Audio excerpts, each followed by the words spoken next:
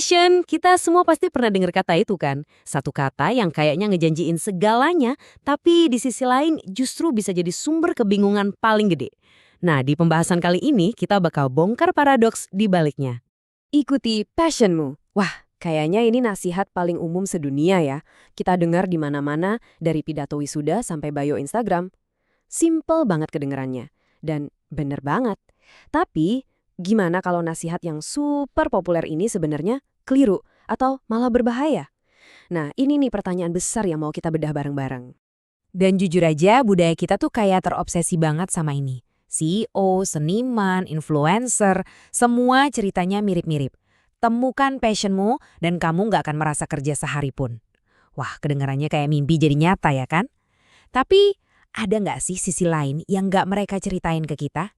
Oke, kita masuk bagian pertama, janji passion. Sebelum kita ngomongin kenapa nasihat ini bisa salah, kita harus ngerti dulu kenapa kok nasihat ini kedengarannya bener banget. Apa sih yang bikin janji soal passion ini begitu menggoda? Dan emang sih janjinya tuh indah banget. Coba deh bayangin, pas Anda lagi asyik banget ngerjain sesuatu sampai lupa waktu, nah itu yang namanya kondisi flow. Rasanya tuh hidup banget, punya tujuan yang jelas, bahkan pas gagal pun itu kayak jadi pelajaran, bukan akhir dari segalanya. Ya, inilah gambaran utopia yang dijual sama budaya passion itu. Kuncinya tuh di sini, dorongan intrinsik. Jadi ini bukan soal gaji gede atau pujian dari orang lain. Bukan, ini soal api dari dalam diri yang bikin kita terus bergerak, bahkan pas nggak ada yang nonton. Nah, inilah bahan bakar yang dijanjikan sama passion. Dan ini bukan cuma soal perasaan aja loh, ternyata ada datanya.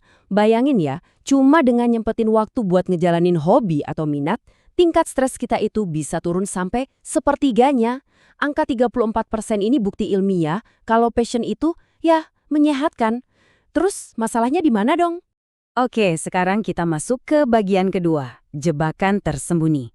Nah, disinilah ceritanya mulai jadi rumit. Soalnya, di balik setiap kisah sukses ngejar passion, ada banyak banget cerita yang nggak pernah kita dengar. Cerita di mana nasihat yang sama justru jadi bumerang.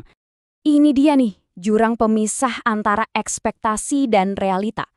Di bayangan kita, ngejar passion tuh kayak jalan tol mulus, langsung sampai garis finish. Tapi kenyataannya, seringkali itu kayak jalanan berbatu di tengah badai, bawa beban berat, dan dompet makin tipis. Nah, ini sisi gelak yang jarang banget diomongin. Dan jebakannya tuh di sini. Hobi yang dulu kita suka banget, tiba-tiba jadi beban pas ada tagihan nunggu. Setiap ada halangan, rasanya kayak kegagalan pribadi. Dan yang paling parah, rasa putus asa karena kita ngerasa belum juga nemuin satu passion ajaib itu. Ada yang pernah ngerasain? Oke, kita masuk bagian 3, cara yang lebih cerdas. Jadi, terus gimana dong? Apa kita harus nyerah aja sama ide passion ini? Tunggu dulu. Untungnya, sains punya jawabannya. Ada cara yang jauh lebih cerdas buat ngedeketin ini semua, dan ini berdasarkan riset psikologi tentang cara kerja passion yang sebenarnya. Dan ini dia kuncinya. Ini soal pergeseran cara pikir yang fundamental banget. Masalahnya tuh bukan di passionnya, tapi di gimana cara kita ngedeketinnya. Jadi, ini bukan soal apa yang kita cintai, tapi bagaimana kita mencintainya. Para psikolog tuh udah ngepetain ini nih. Mereka bikin sebuah model yang namanya model ganda tentang passion. Intinya sih simple, ada 2 jenis passion. Dan kalau kita bisa ngerti bedanya, wah, ini bisa ngubah cara kita mandang segalanya. Coba deh lihat bedanya. Di satu sisi, ada yang namanya passion harmonis. Ini tuh kondisi di mana Anda yang pegang kendali. Passion jadi bagian yang indah dari hidup, tapi bukan satu-satunya. Hasilnya, ya kebahagiaan. Nah, di sisi lain, ada passion obsesif. Ini kebalikannya, passion yang ngendaliin Anda. Dia nuntut segalanya, sampai ngorbanin hubungan dan kesehatan. Hasilnya, jauh dari bahagia, malah bikin cemas dan burnout. Nah, ini potongan puzzle penting yang kedua. Coba tanya ke diri sendiri. Anda ini tipe pencari atau pengembang? Kalau pola pikirnya menemukan, kita jadi kayak pencari harta karun yang frustrasi, ngerasa selalu ada yang kurang.